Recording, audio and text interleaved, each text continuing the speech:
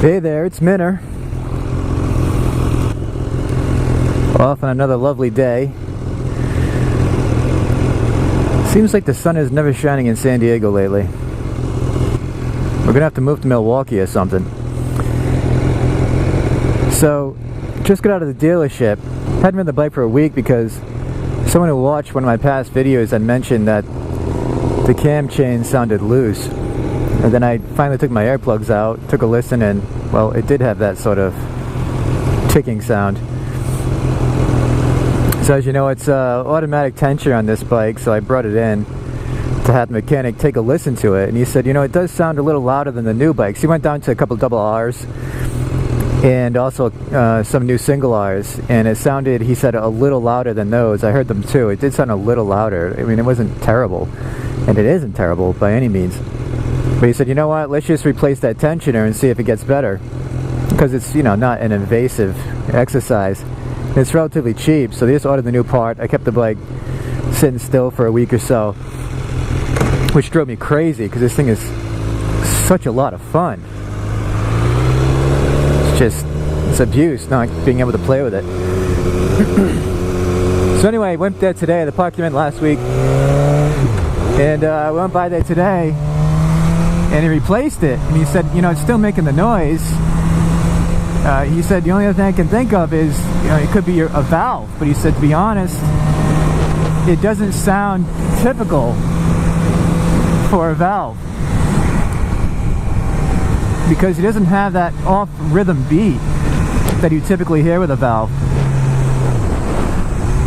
And they basically offered to tear the whole engine down looking for what could be the issue.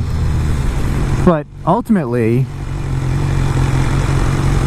the bike's under warranty, and it doesn't sound terribly abnormal, and it's not consistent with any motorcycle syndrome, at least according to him. That should lead to early failure, but he said it really depends upon how aggressive you want to be, and, you know, whether or not you want to do an engine teardown, put it back together, and realize now you're on a bike with an engine that's been torn down prematurely. So I opted to just watch it. He said he's gonna wait until some other bikes come in to get serviced later on this week, bikes with similar mileage on them, to see if it's a noise that these bikes can make after some time, because this has got 10,000 miles on it. So I'll call him in a few days and I'll update it as well.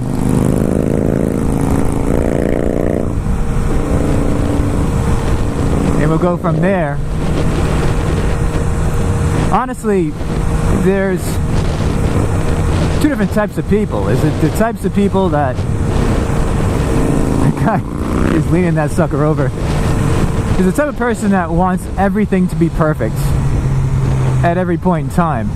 My impression is that people that buy certain motorcycle brands may be more prone to it. Meaning the brands that are a little more expensive, at least traditionally.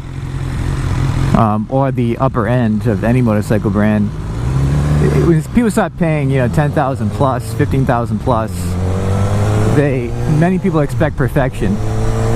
I'm more of a realist. I realize there's a lot of moving parts and a lot of complexity in any machine, and there's variability within every machine, as opposed to expecting perfection. The same goes for humans.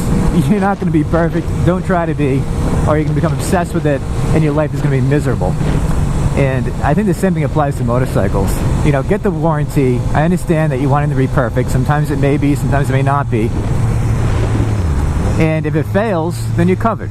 He even said, even if the warranty ends and you complain about a noise and it's on document, there are pathways to reconciliation if the bike fails in the future. And if it fails, especially if the engine fails, and it could have been related to a prior symptom that wasn't totally addressed. So, you know, I trust the dealer. They are really out for my best interest, at least that's my impression.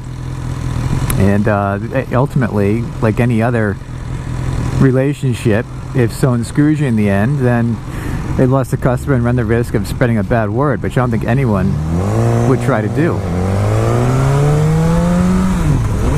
So I'm happy to be on this thing. There's a new tensioner in there anyway. Happy to be back on it. Such a friggin' blast. Two cops right here, I think. Jeez. I got pulled over last week for going a little fast. The cop was cool about it.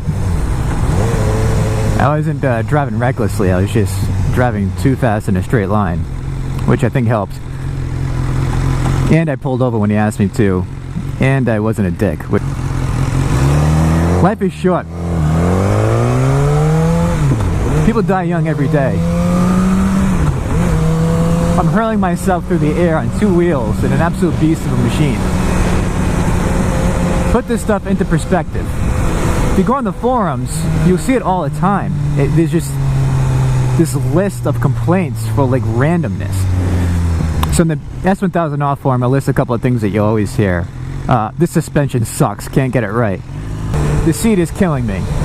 Handlebar position is not quite right. I can't get the foot pegs to be comfortable. Who are these things made for? You hear these complaints over and over again.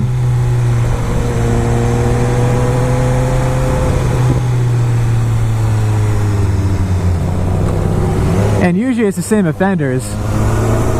And something tells me it comes from people that just can't be pleased. They're just not satisfied individuals. Really, ever. And there are people like that, and I do feel for them. But why people would choose to, you know, if there's something that bothers you that much and it's simple, then fix it. Stop complaining about it, number one. And number two, if something isn't perfect, oh god, this guy. If something isn't perfect, then decide whether or not you still enjoy the product or not. If you're still having fun on it and it's great, then shut up and have fun.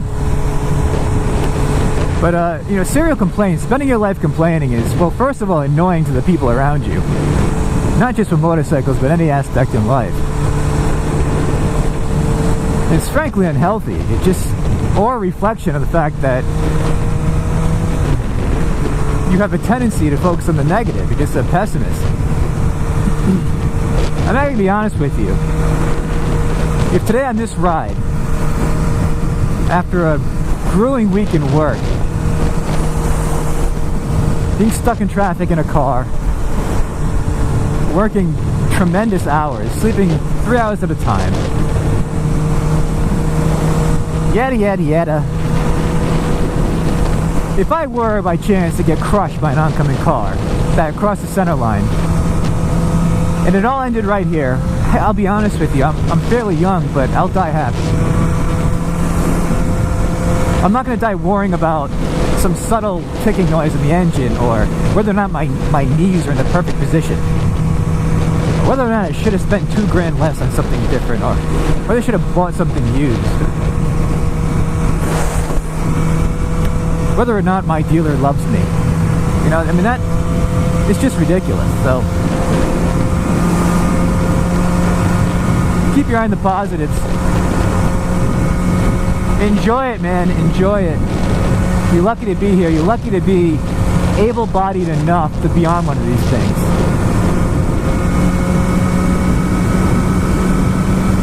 Anyway, I do have the privilege of seeing people that are crippled every single day, so it's easier to have perspective. But believe me, it is not uncommon to have very, very sick people in their 20s and 30s with no chance of a decent existence going forward. That is not uncommon. So, shifting over, I filled in the hole for the old mirror mount on the right side. I'm going to try to get the camera on it right here. You can see there's just a black bolt in there. The bolt is in a M10, metric M10 bolt with a 1.5 thread. So there you go. Stay positive, because sometimes the sun comes out. The other thing I wanted to mention was the vibrations with the new mirrors. You had to take the weighted bar ends off in order to get these things on. You don't have to. There's ways of getting around it, of course.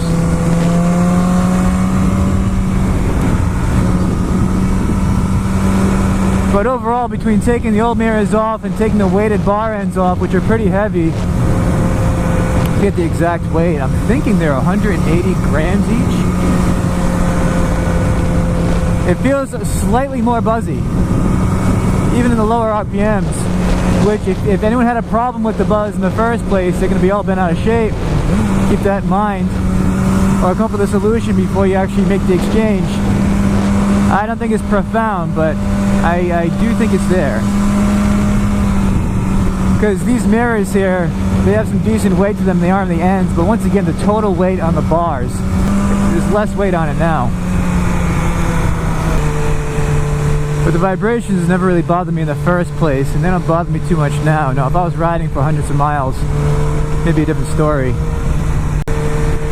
Alright, I'll accept this road work. They're making this section smooth. I'm all over it. Oh, it's going to be more fun in the future. Keep working on it, boys. Oh, it's like glass. Feels good. It feels good. Just about had enough of you.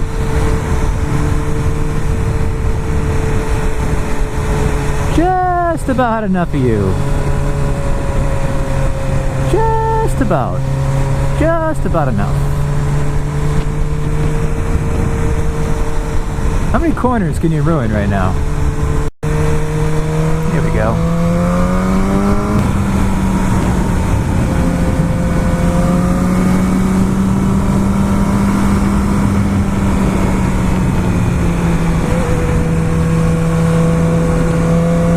Oh, it's so smooth. Like not even used to it. Take this section at speed now. Nice. Get the whole road, please. Get the whole road, please. Oh my god, they did the whole thing? Oh. I'm in heaven.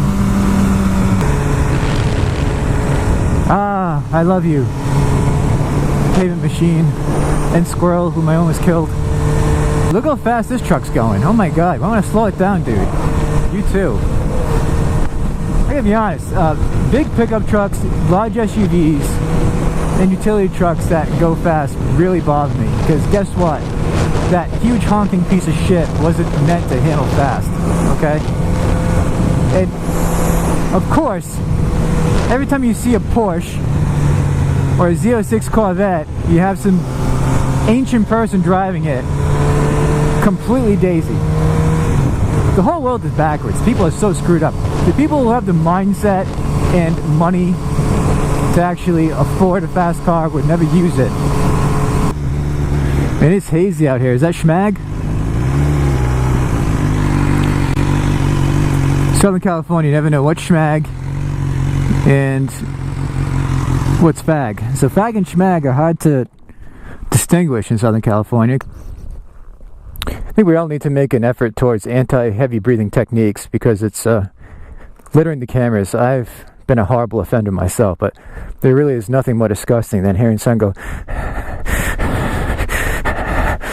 Yeah, it sounds like they're getting intimate with themselves. Now that's an anthole. This guy on a mission. Anyone? Can you guys see that? On a mission. I don't know what that thing's relative speed is, but in human terms, I think it's going about 110. So any California natives there, what do you think? Fag or schmag? Get a closer look at this black screw.